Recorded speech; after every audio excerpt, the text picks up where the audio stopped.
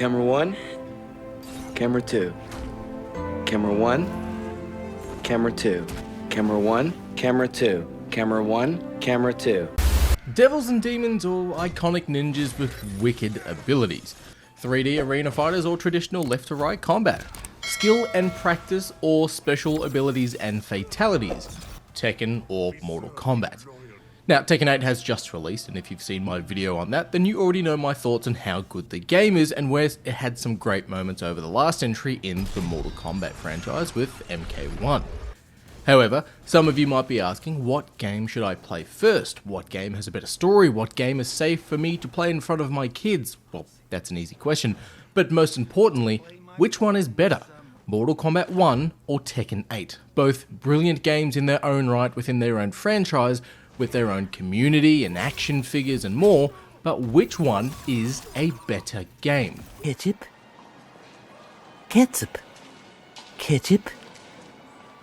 Ketchup. So I thought, why not do another video like my Dead Space vs Resident Evil 4 video and compare Tekken 8 to Mortal Kombat 1, where I'll break down what has a better story, combat, sound, graphics, characters, and most importantly, shelf life. Homer, I found this behind the radiator. I really think you should throw it away. But before that, a brief history. Mortal Kombat originally released back in the arcades in 1992 and has been a staple in most bars, arcades, and living rooms since. If you never owned Mortal Kombat, then maybe you'd seen it at a mate's place, you'd seen some posters for the movie, heard the iconic finish and voiceover, and you have seen these two iconic characters before. There have been a load of different entries in the series, where the main characters die and come back as zombies, a timeline reset, famous slashers, movie characters, and even some comic book characters have made some appearances in the most recent entries to the series, well, that being Mortal Kombat 11, and last year we got Mortal Kombat 1, which worked as a hard reboot to the franchise, but more on that just a bit later. Tekken, on the other hand, released in arcades 2 years later in 1994 and was a staple release on the original PlayStation with Tekken 1, 2 and 3. Now, if you saw Tekken, at least in Australia, you more than likely saw it at Blockbuster or Video Easy on the back of the box of the original PlayStation, or you and a friend maybe owned a copy. Tekken didn't overly have much of a marketing campaign. At least when I was growing up, you didn't have the live action movie, and it wasn't a game that my parents didn't like me playing, but it was a game that did have an iconic soundtrack and some really cool characters.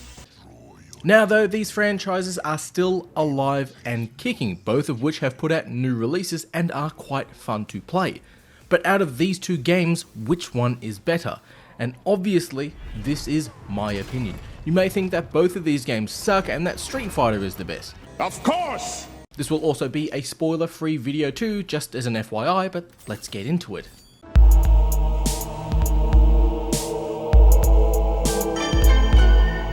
We'll start off with Mortal Kombat 1 as it is a bit easier to explain.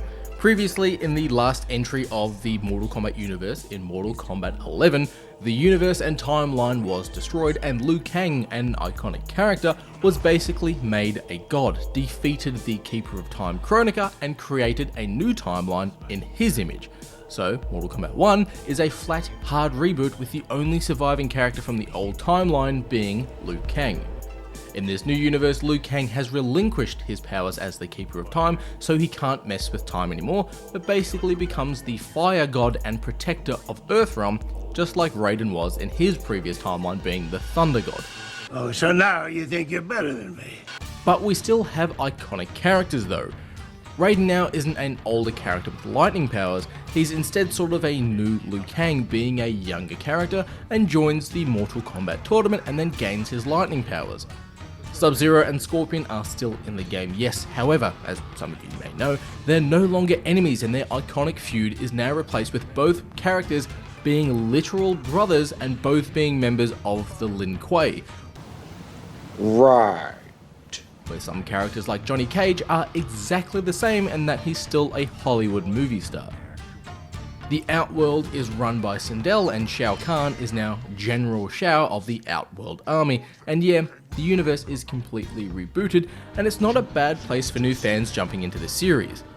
The story does have a multiverse and timeline aspect to it and gives it some cool or maybe not cool, but some interesting changes to it here and there, but I think the story is very new fan friendly and makes some references for old school fans. Tekken on the other hand, there has been no timeline reset, no character reboots. Kazuya is still the same character he was. Well, he's different, but he's still the same character. The story is based around Kazuya controlling the planet as the devil version of himself, and he's created another King of Iron Fist tournament as a challenge for people to come and defeat him or to live in his new controlled world. Now, as the world hasn't been reset too with Tekken, characters have died. In Tekken 7, Heihachi, one of the main staple characters, died against Kazuya, and the story of Tekken 8 is all based around Kazuya's son Jin facing off against his father for the last time. Now, I stopped playing Tekken around Tekken 4, and I didn't find it too hard to find myself getting involved with the Tekken story. Basically, everyone is trying to stop Kazuya, and it had some great Avengers, Devil May Cry and final standoff moments that I thought worked really well. But if you've never played a Tekken game before, I dare say you'll find it a bit confusing. Yeah, there are some great moments of action, and the end of the campaign had me excited, and I loved it, but that's because I know a little bit about the story. If you went into Tekken 8 with zero history of the franchise, you might be a little bit confused, I think, but you'd still be entertained. Story is a bit harder. If you're a hardcore Mortal Kombat fan, seeing the fan favorite characters of Scorpion and Sub-Zero being actual brothers, and Scorpion having fire powers yet not being dead, might annoy you by this, because I was annoyed by this. But seeing Liu Kang as the new protector of Earthrealm was really damn cool. But being a universe reset, it's great for new fans. Tekken on the other hand continues its active story with Kazuya, Jin and the Demon story arc. It does have some great moments and the ending is pretty dope, but if you don't know who the characters are, even with the recap that the game provides you, you might find yourself a bit lost. But having not played a Tekken game in over 20 years, playing Tekken 8 story had me super invested, where I played all of the Mortal Kombat games previously and I found myself annoyed and a bit bored with Mortal Kombat 1 story, especially when it got into the multiverse sort of aspect of it and how they changed up iconic characters yet left some completely alone.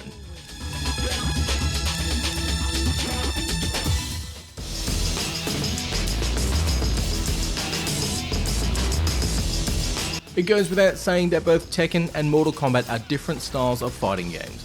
Tekken has some destructible environments and a 3D aspect to it where you can sidestep around to avoid attacks. Mortal Kombat on the other hand is a traditional 2D fighting style of game where you only be able to go forwards, backwards, jump or crouch, so it is a little harder to compare these two in regards to what has better combat. At least in my Dead Space vs Resident Evil 4 video, they were both overly sort of the over-the-shoulder survival horror games. Tekken 8's combat is great, and after not playing it for so long, it sort of felt like I never stopped playing it. Characters of old moved and felt familiar, and the new characters were actually quite fun. Hitting an opponent hard that they break the wall is cool, and seeing cracks in concrete and flooring is also kind of impressive. Tekken 8 also has a simple mode of gameplay where you can hit the right bumper, or the left bumper. You can hit a button, really, and I was using an Xbox controller to turn this on mid-round, basically turning it into a button bash style of game, where kids or partners can mash their palms against the buttons and will have a fairly good chance at owning you. But Tekken is also a game that is easy to play and incredibly satisfying to master. If you know combos and master a character, you kind of feel like you've earned it, if that makes sense. Like knowing a great combo with Kazuya or King and knocking off 90% of their health from a long, well-inputted combo feels kinda great. Tekken on the other hand has the heat bar, which allows you to deal more damage, do a special attack, and any blocked attacks, while yes they will cancel out major damage, they'll still do small amounts of damage to the opponent who's blocking. And another special attack that when your health is low, similar to the X-ray system in Mortal Kombat, you can do a heap of damage and level out the playing field a little bit or even win the round. But again, these attacks can be blocked. Sadly though, there is a part in the campaign, I think it's chapter 13 off the top of my head without going into any details, that is a bit rough. I won't spoil anything, but for those of you who have played the campaign, you might know what I'm referencing. Mortal Kombat, on the other side, does have some combat and gameplay changes with each entry. In the mid-2000s, Mortal Kombat tried the 3D style of fighting game that Tekken uses, and they went back to the side fighting and began to sort of own that area. Each character in Mortal Kombat, yes, not only has special combos that they can do, but also special and signature attacks, like Sub-Zero's Ice Balls, Raiden's flying lightning attack, and the iconic Scorpion Get Over Here spear. Mortal Kombat 1 has also given us cameo fighters who will pop out, provide some assistance of some kind, and dash away. A little similar to playing something like Marvel vs Capcom or Dragon Ball FighterZ, where your backup fighters in your team can be used for an assist, and it's not a bad feature. But Mortal Kombat 1 doesn't have the simple fighting style that Tekken 8 has that allows for button bashers to basically win rounds, but button bashing also does the job in Mortal Kombat 1, if that makes sense. For example, I've played games with Mrs. Dudi and she's properly beaten me in fights just from simple button mashing.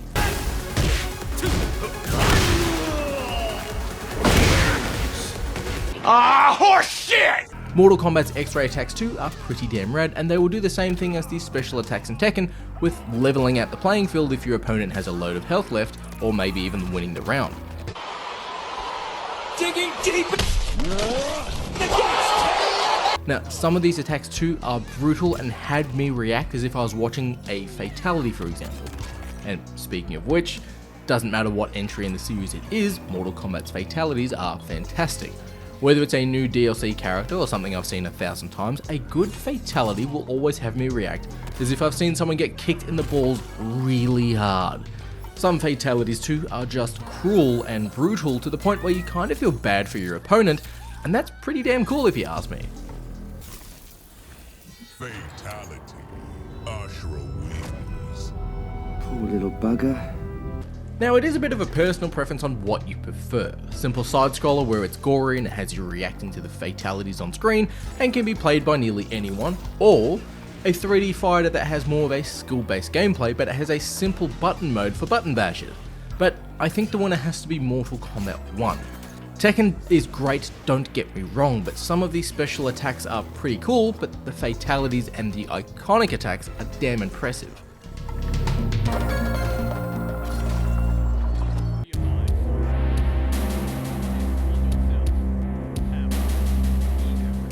Sound design in a fighting game isn't overly a major thing in some instances, in my opinion. Like, sure, you need voice acting, sound effects of people getting hurt, and a bit of blood if need be, but both of these games have these sound effects down pat, no problem. But what I think is most important here is the music and score for the game. What Mortal Kombat lacks, and has lacked for some time, is an iconic score and theme. Sure, the movie theme for Mortal Kombat from its 90s is iconic, and you'd think that the game would use and adopt this theme as their own, but no, they don't do that. The themes and scores from the original Mortal Kombat games up to Mortal Kombat 4 are really damn catchy and iconic and fun, but Mortal Kombat 1 or MK1 has nothing that comes to mind.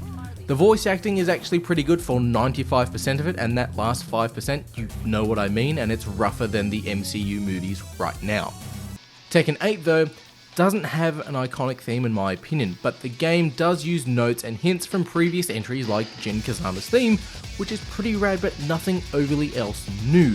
But what it does have is the jukebox that allows you to play music from other entries in the Tekken franchise, and that alone is wicked.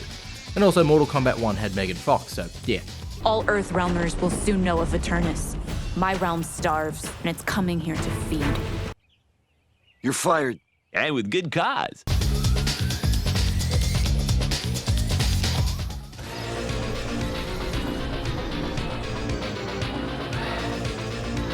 Now, this one is a hard one, but I found something a bit interesting when looking at both games. But obviously, as you can see, Mortal Kombat and Tekken are both completely beautiful games. The cutscenes are brilliant, the gameplay is still visually impressive, and the arenas and environments, the transitions from cutscenes to gameplay, it's all seamless in the campaign mode, it all looks great. Tekken's characters' body types and outfits and general on-screen presence is a bit over the top like an anime. Jin and Kazuya are completely massive characters, Jack robots are insanely massive, and we've got the lovable ninja who can ride his sword. Mortal Kombat on the other hand, characters look a bit more realistic with their body types, unless they're a non-human-like creature like Shao Kahn, General Shao. Besides shooting powers out of their hands, Sub-Zero, Scorpion and even Raiden look like a normal person rather than a walking ball of muscle. However, I couldn't help but notice that unless it's a character like General Shao, the body types and physics, the model used for the characters for the bodies are the same. I noticed a vein going down some of the characters' arms, and then I noticed that every male character has this vein in the exact same spot, and it clicked. What is that? What the fuck is that? Now, I tried looking at the body types of Jin and King to see if they were the same, and no, they're different. And I don't know, man, they're both good looking games, so there's no issue there, but reusing character models for basically every character seems incredibly lazy to me. Sure, the ninja characters can be a bit similar, seeing as they were originally just reskins of the ninjas with different powers, but Reiko and Kung Lao should have different body types, where at least at Tekken each character looks, acts and feels different, but they do look like a walking anime character in some instances, like how many belts does this guy need? Graphically though, they're both great games, but the gore aspect as well of Mortal Kombat 2 and those gnarly details are also pretty rad, and that helps give off that kick in the balls reaction when I watch a sweet fatality.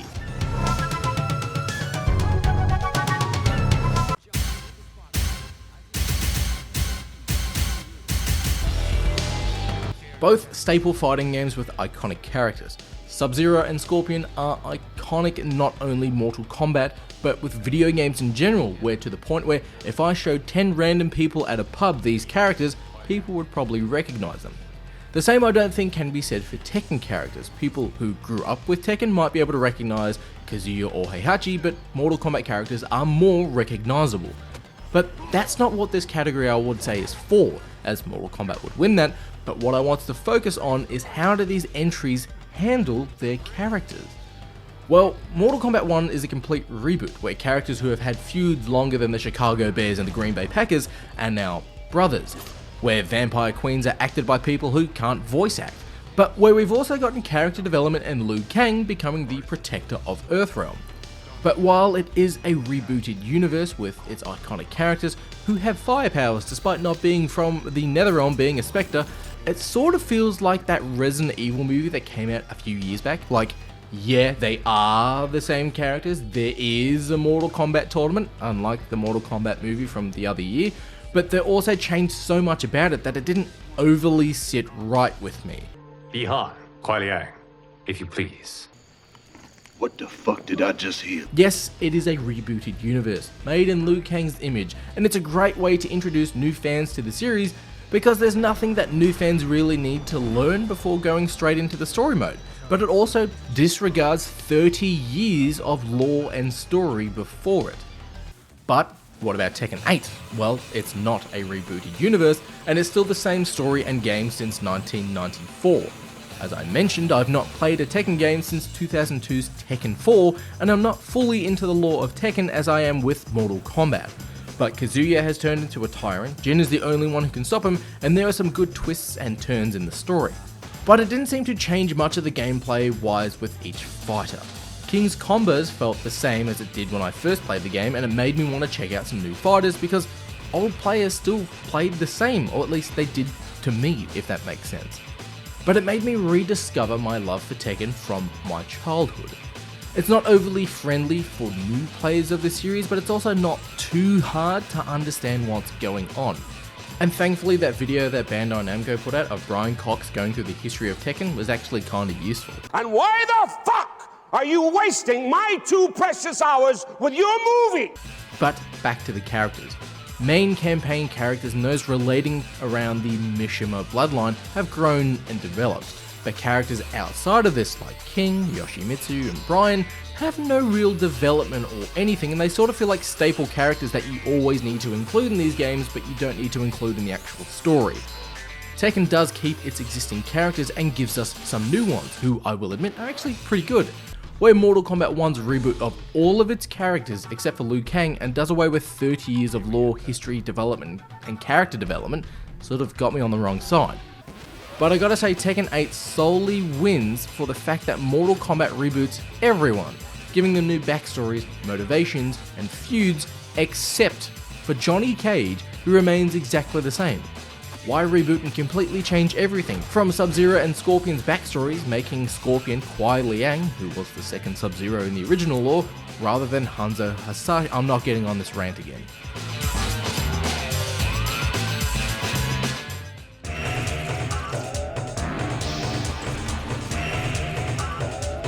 The shelf life for fighting games goes either two ways in my opinion. You regularly play it, or you uninstall it as soon as you finish playing with it like a child disregarding a toy. Here, go ahead. No, let me try the cup and ball. Both Mortal Kombat 1, or MK1, and Tekken 8 have side modes outside of the standard story and arcade game modes. Mortal Kombat's side mode is Conquest, and it is not good. It's a board game style mechanic where you move through a board and complete fights, and some of these fights have stage challenges like fire coming from the roof randomly and that sort of stuff. There are items to equip that will give you protection from fire damage and protection from poison, and you can level up your chosen fighter too. It's sort of like a board game RPG where at the end of the actual sort of board, if you will, you'll face off against the boss and you'll be rewarded with that character's outfit. Totally fucking stupid, dude. Oh, really? Yeah, dude, it's fucking boring as shit. Speaking of outfits too, the customization of Mortal Kombat 1 is awful, not only compared to Tekken 8, but to Mortal Kombat 11 before it. Your options are changing out one item for each fighter, a color shader that can sometimes change the complete outfit for the character, and that's really it. Finally, Mortal Kombat 1 also has microtransactions, and they're filthy prices for cosmetics. Skins like the original Scorpion outfit, if you didn't like the idea of Scorpion being Kuai Liang, can cost you 20 real world dollars to make him look like the traditional Scorpion. Like I said, it's pretty filthy. Tekken 8 on the other hand has no microtransactions at all. Now sure, there are DLC like DLC fighters as Mortal Kombat 1 does have, but you're not spending additional money to give cosmetic looks to fighters. The customization in Tekken 8 is also pretty damn in depth, where you can create your own look and style for every character, where you can not only make your own version of that character like my Badman Vegeta outfit for Kazuya or my Goku Jin, but you can also revert to the character's original outfits like the flame pants for Jin or the red outfit and the Johnny Bravo hair for Paul Phoenix. What was also really surprising too with the side mode in Tekken 8 is Arcade Quest, which is basically like a Pokemon game where you pick a fighter, you level them up, you train and learn combos for basically that fighter to take on the arcade's boss, and then you make your way to the World Tournament of Tekken 8. You'll make your own little character too that looks like a Pokemon trainer, and yeah, I actually had a bit of fun with this.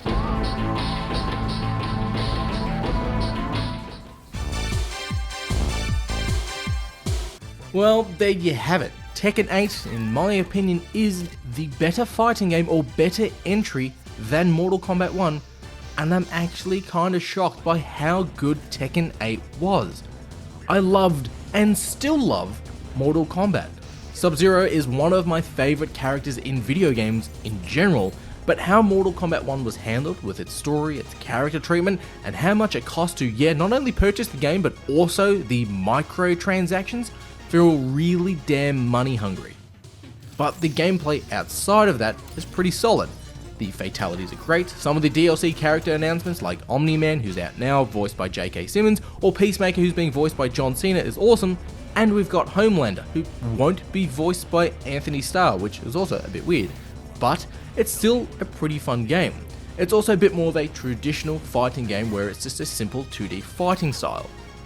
But Tekken 8 really surprised me with its great entertaining story, its fun combat, fantastic graphics, and I'd not played a Tekken game in over 20 years, and it really surprised me with how good it was, how invested I got playing the main story. The arcade quest feels like a random afterthought just to keep the game installed on consoles and controllers in hands, but it's actually kinda fun and you will lose a decent amount of time in this mode, and it doubles as a great way to learn how to use your favourite fighter and practice some combos with them.